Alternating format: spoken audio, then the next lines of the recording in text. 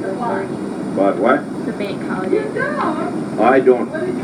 Only thing I heard, I remember what I heard, that they were always talking and laughing about the people, the banks closed and they only got so much money on the dollar back, and the stock market went kaboom, and people had a lot of stock in the stocks, and a lot of them jumped out of the high buildings and off the bridges. Over that. Okay, where did you live during the Depression? Where did you live during the Depression? I said I was an orphanage there.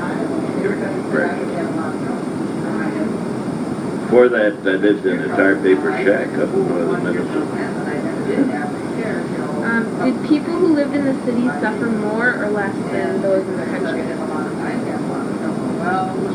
No, I think they suffered more in the cities because they had only eats they got. They had to line up like a bread line for soup or stew. Like you see a lot of countries now had nothing to eat, so they make big kettles of stew and stuff, and you go line up and you get your bowl of stew, a slice of bread or something to eat. That's the main thing. But you know, all the time, the harder it is. What did people you knew do to earn money needed to live? There wasn't no jobs or anything. There was no money. You had to have work or something. And some of the farmers, they always hired some help in harvest time and that there. Well, the people worked for them. They mostly worked for them for something for board and room.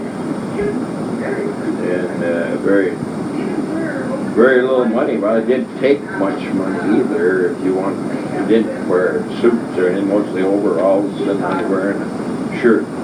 That's all you needed. Well, for $1, you could buy all them clothes that time too. You got a hold of $1. Sometimes the farmer or somebody give you $1 when you could buy your clothes for $1. What forms of entertainment were available to you? When what? What type? Entertainment. What did you do for entertainment? Well, I'll tell you, in St. Cloud, we didn't know how there was, because we'd walk a couple miles, they'd line all the kids up, walk a couple miles into downtown St. Cloud, where we get free theater. Let us see a free movie. But before that, for entertainment, you had your own, when you lived on farms and stuff, you just make your own ball game on Sunday with the neighbors and get together and you play ball and stuff like that. What experiences during the 1930s do you remember most vividly? And which were the hardest? I didn't catch that. Okay. What experiences during the 1930s do you remember most vividly? Anything you recall, something stands out in your mind, some experience in the 30s. Well, I didn't, to me it was, I don't know what to say, because I said I was in an orphanage there, and I said, of course we people from churches and that, what little money that anybody could get, they kept the orphanage, or the government kept us with food and stuff. We had plenty to eat, but we grew a lot of food. We raised a lot there. They had a pretty good sized farm there, cattle, dairy herd, horses, everything. So I can't say that I didn't even know there was a depression when I was in college. Which were the hardest experiences for you? Which were the hardest experiences for you? The only thing that bothered me was I didn't like to be in an orphanage. That's the only thing that bothered me. And I got about 10 years old and that there, and about the end of the Depression there, Roosevelt came in the end of it. They sent me out to a farm to stay and babysit, kind of do chores for the people, live with them, you know. And then I went to country school at several farms I stayed at.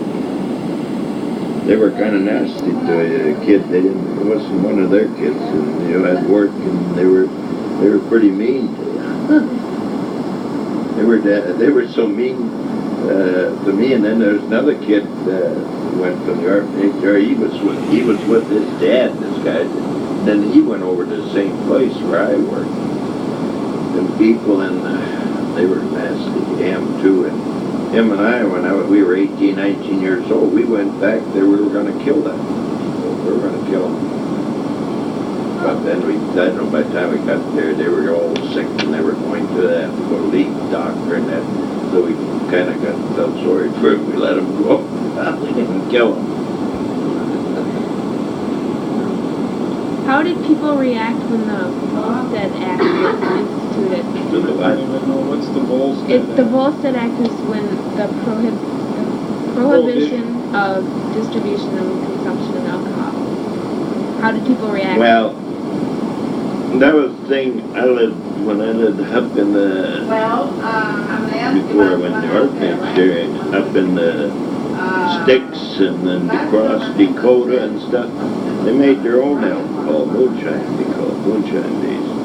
Should I tell her And no that matter we're what out there? the government, they couldn't stop them. They couldn't, most of the time, they didn't find anybody or catch anybody, but they always had their moonshine. They made their moonshine, their own beer and everything.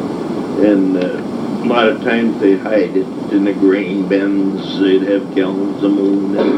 And then this one place we went across Dakota there, like you'd see a big haystack there, and there was a little pile of hay there. You moved the hay and the door opened, you could go down there, and underneath there was the moonshine making on the stills. So, I mean, you didn't see much liquor stores as a kid. It was all homemade brew